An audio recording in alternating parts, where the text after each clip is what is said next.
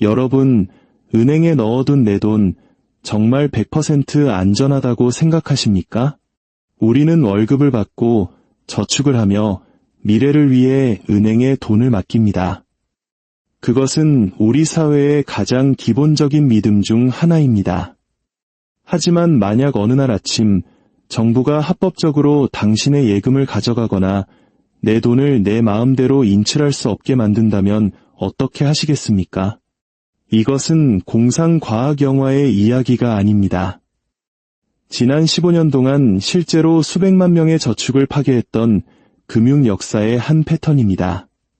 그리고 지금 이 순간 미국에서는 이 끔찍한 일이 다시 일어날 수 있는 법적 장치가 이미 마련되어 있습니다. 오늘 이 이야기가 여러분의 소중한 자산을 지키는데 중요한 지혜가 될 것이라 확신합니다. 만약 이 지식이 가치 있다고 생각하신다면 채널을 구독하고 주변의 소중한 분들과도 이 영상을 공유해 주십시오. 지혜를 나누는 것은 미래를 함께 준비하는 가장 확실한 방법입니다. 2013년 키프로스 국민들은 어느 날 아침 모든 은행이 문을 닫았다는 사실을 발견했습니다. 은행이 다시 문을 열었을 때 10만 유로, 우리 돈으로 약 1억 4천만 원이 넘는 예금의 47%가 그저 사라져버렸습니다. 도난당한 것이 아니었습니다. 파산 직전에 은행을 구하기 위해 정부가 합법적으로 압수한 것이었습니다. 2015년 그리스는 자본 통제를 시행했습니다. 시민들은 자신의 계좌에서 하루에 단 60유로, 약 8만 원만 인출할 수 있었습니다. 그게 전부였습니다. 당신의 돈은 은행 시스템 안에 갇혀버렸습니다. 돈에 접근할 수도, 송금할 수도, 나라 밖으로 가지고 나갈 수도 없었습니다. 이 상황은 수개월간 지속되었습니다. 그리고 2019년 레바논의 은행들은 모든 계좌를 동결시켰습니다. 수백만 달러의 저축을 가진 사람들도 일주일에 200달러 이상을 인출할 수 없었습니다. 이 제한은 6년이 지난 오늘날까지도 여전히 유효합니다. 그들의 돈은 실패한 시스템 안에 갇힌 채 사라졌습니다. 불과 10여 년 사이에 세계의 선진국에서 정부가 합법적으로 예금주의 돈을 가져간 3번의 순간입니다. 세금을 통해서도 인플레이션을 통해서도 아닌 은행 계좌에서 직접적으로 말입니다. 그리고 당신을 정말 두렵게 만들어야 할 사실은 미국에서 이와 똑같은 일을 할 수 있는 법적 메커니즘이 이미 존재한다는 것입니다. 2010년 도드 프랭크 법 하에 만들어진 베일인이라는 제도입니다. 그리고 다음 은행 위기가 닥쳤을 때 정부의 돈도 중앙은행의 대출도 아닌 바로 당신의 예금이 은행을 구하는 첫 번째 방어선이 될 것입니다. 이것은 현대 정부가 어떻게 은행 예금을 압수하는지, 왜 법이 그것을 허용하는지, 그리고 당신의 저축이 생각만큼 안전하지 않은 이유에 대한 이야기입니다. 이 패턴을 살펴보기 전에 우리는 베일인이 정확히 무엇이며 왜 이전의 모든 방식과 다른지 이해해야 합니다. 2008년 글로벌 금융위기 당시 은행들이 파산했을 때 정부는 그들을 베일아웃 즉 구제금융으로 살려냈습니다. 국민의 세금, 새로 찍어낸 돈, 긴급 대출 등을 통해 은행의 손실은 대중에게 전가되었습니다. 사람들은 분노했습니다. 대마불사라는 말은 곧 구제하기에는 너무 크다는 비판에 직면했습니다. 정치적 반발은 엄청났습니다. 그래서 2010년 미국과 유럽 정부는 새로운 법을 통과시켰습니다. 공식적인 이유는 미래의 구제금융을 막기 위함이었습니다. 은행이 잘못된 투자로 위험에 빠지면 마땅히 파산해야 한다는 것이었죠. 더 이상 납세자의 돈으로 은행을 구해주지 않겠다는 선언이었습니다. 듣기에는 그럴듯합니다. 하지만 여기 함정이 있습니다. 은행이 파산하면 누군가는 그 손실을 떠안아야 합니다. 당연히 주주들이 먼저 손실을 보고 그 다음은 채권 보유자들입니다. 하지만 만약 손실이 너무 커서 주식과 채권만으로는 감당이 안 된다면 그 다음은 누구일까요? 바로 예금주들입니다. 자신의 돈이 은행에서 가장 안전하다고 믿었던 사람들 말입니다. 이것이 바로 베일인입니다. 정부가 납세자의 돈으로 은행을 구제하는 대신 은행이 예금주의 돈을 가져가 스스로를 구제하는 것입니다. 당신의 저축이 하룻밤 사이에 아무런 경고나 동의 없이 은행의 자본으로 둔갑하는 것입니다. 그리고 이것은 불법이 아닙니다. 법에 명시되어 있으며 이미 3번이나 일어난 일입니다. 세계가 이 제도를 처음 목격한 2013년 3월의 키프로스로 가보겠습니다. 이것은 앞으로 일어날 일들의 청사진이었습니다. 키프로스는 지중해의 작은 섬나라로 유럽연합의 일원이며 유로화를 사용합니다.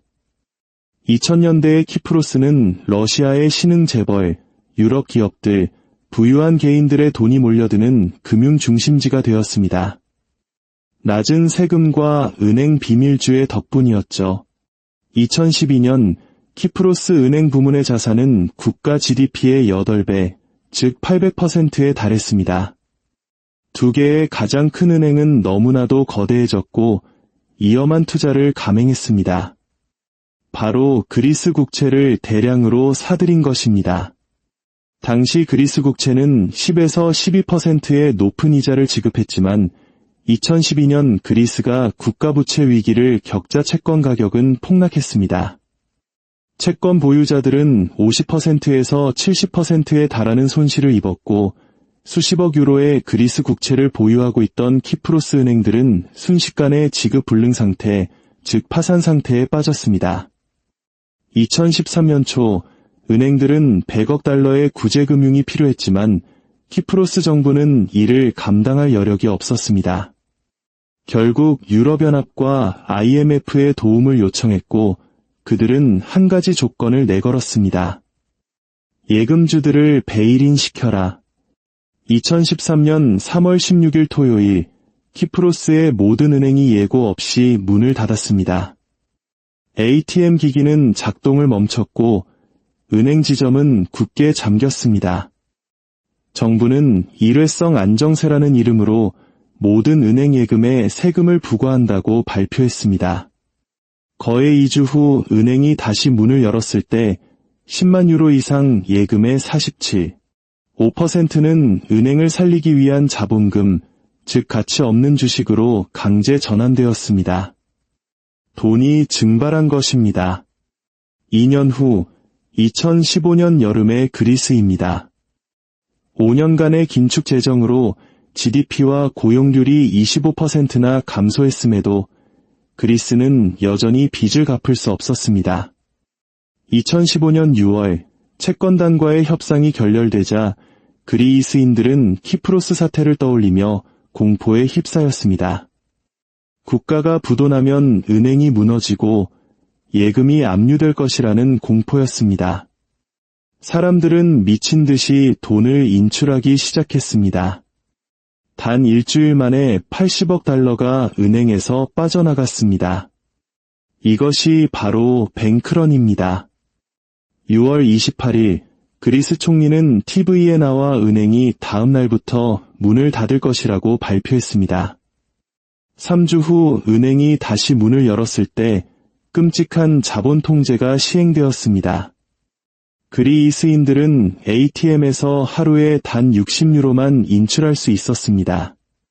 식료품을 사든 월세를 내든 약을 사든 하루에 쓸 수 있는 돈은 그것뿐이었습니다.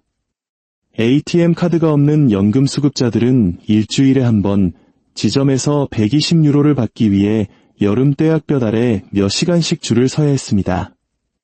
상상해 보십시오. 75세의 노인이 일주일을 버틸 생활비를 위해 그렇게 기다리는 모습을요. 이것이 현실이었습니다. 그리스는 키프로스처럼 예금을 직접 압수하지는 않았지만 어쩌면 더 최악의 조치를 취했습니다. 돈을 더대 가두어 쓸모없게 만든 것입니다. 내 계좌의 숫자는 보이지만 사용할 수 없다면 그게 과연 내 돈이라고 할 수 있을까요? 사실상 몰수된 것과 다름없습니다. 이 자본 통제는 공식적으로 4년 후인 2019년까지 지속되었습니다. 키프로스와 그리스는 작은 나라들이었습니다. 어쩌면 이런 일은 위기에 처한 약한 나라에서만 일어나는 일이라고 생각할 수도 있습니다. 하지만 레바논의 사례는 중산층 국가의 안정된 은행 시스템에서도 똑같은 일이, 아니 더 끔찍한 일이 벌어질 수 있음을 증명했습니다. 레바논은 수십 년간 중동의 스위스라 불리며 금융 중심지로 명성을 누렸습니다. 레바논 파운드화는 20년 이상 미국 달러에 안정적으로 고정되어 있었습니다. 하지만 그 이면에는 거대한 폰지 사기가 숨어 있었습니다. 정부는 막대한 재정 적자를 메우기 위해 끊임없이 국채를 발행했고, 은행들은 높은 이자를 노리고 이 국채를 사들였습니다.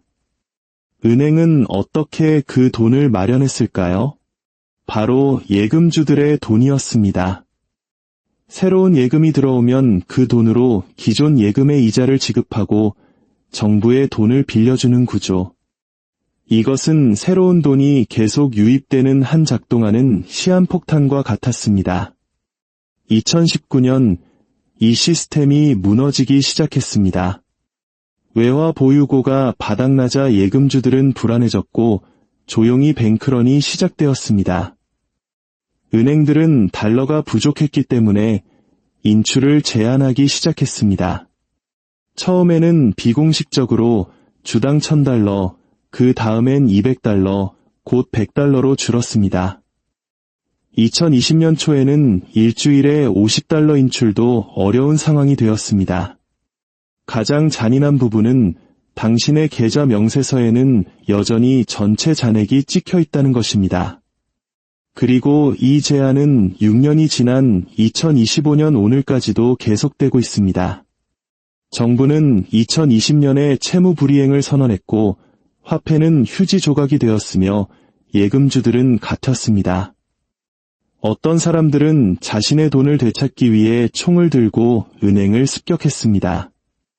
2022년 한 남성은 아버지의 치료비를 위해 자신의 예금 5,000달러를 인출하려고 총을 들고 은행에서 인질극을 벌였습니다. 그는 레바논 모든 사람들의 처지를 대변했기에 국민적 영웅이 되었습니다. 세 나라, 세 가지 다른 방식, 하지만 결과는 같았습니다. 예금주들은 자신의 돈에 대한 접근권을 잃었습니다. 키프로스는 직접적인 베일인, 그리스는 자본 통제라는 것, 레바논은 비공식적 동결. 세 경우 모두 은행에 둔 돈이 안전하다고 믿었던 사람들은 틀렸습니다. 그리고 이 모든 것은 합법적이었습니다. 이제 그 패턴을 분석해 보겠습니다. 놀랍게도 매번 동일하게 반복되며 현재 미국은 이 모든 경고 신호를 보여주고 있습니다. 1단계, 은행 부문이 경제 규모에 비해 너무 커진다. 키프로스는 GDP의 800%, 레바논은 400%였습니다. 은행 부문이 경제 규모의 몇 배가 되면 정부는 위기 시에 구제금융을 제공할 수 없습니다. 수학적으로 불가능합니다. 미국의 6대 은행 자산 총액은 미국 GDP의 43%에 달합니다. 이들이 동시에 무너지면 구제할 방법이 없습니다. 2단계, 은행들이 위험한 투자를 한다. 키프로스는 그리스 국채를, 레바논은 정부 부채를 사들였습니다. 은행들은 호황기에는 막대한 이익을 얻고 불황기에는 정부가 구제해 줄 것이라는 도덕적 해이에 빠져 위험을 감수합니다. 현재 미국 은행들은 채권 포트폴리오에서 5천억 달러의 미실현 손실을 안고 있으며 상업용 부동산 시장은 붕괴하고 있습니다. 3단계, 위기 촉발 요인이 위험을 드러낸다. 그리스의 부채 위기, 레바논의 외환 부족처럼 무언가 사건이 터져 은행의 손실이 더 이상 숨길 수 없는 현실이 됩니다. 미국에서는 경기 침체, 상업용 부동산 붕괴 또는 지정학적 위기로 인한 달러 가치 하락 등이 그 촉발 요인이 될 수 있습니다. 4단계, 뱅크런이 시작된다. 사람들이 위험을 인지하면 돈을 인출하려 합니다. 부분 지급 준비 제도 하에서 은행은 예금의 극히 일부만 보유하고 있기 때문에 모두가 동시에 돈을 찾으면 파산할 수밖에 없습니다. 특히 스마트폰 앱으로 순식간에 돈을 옮길 수 있는 디지털 시대의 뱅크런은 과거보다 훨씬 빠르고 치명적입니다. 5단계, 정부가 개입한다. 정부는 완전한 붕괴를 막기 위해 개입하지만 그 비용은 예금주가 지불하게 됩니다. 베일인이든 자본 통제든 예금 동결이든 말입니다. 미국은 도드-프랭크법을 통해 이미 베일인을 할 수 있는 법적 근거를 가지고 있습니다. 아직 사용되지 않았을 뿐입니다. 6단계, 수년간의 경제적 고통이 이어진다. 위기가 지나가도 피해는 오래 지속됩니다. 저축을 잃고 은행에 대한 신뢰가 파괴되면 경제는 회복하기 어렵습니다. 투자가 멈추고 경제는 침체됩니다. 이것이 바로 그 패턴입니다. 그리고 미국은 이미 1단계부터 4단계까지를 마쳤습니다. 우리는 지금 5단계의 문턱에 서 있습니다. 미국의 취약점은 명백합니다. 지역 은행들의 막대한 미실현 손실, 상업용 부동산 대출 부실, 그리고 예금보험기금의 한계입니다.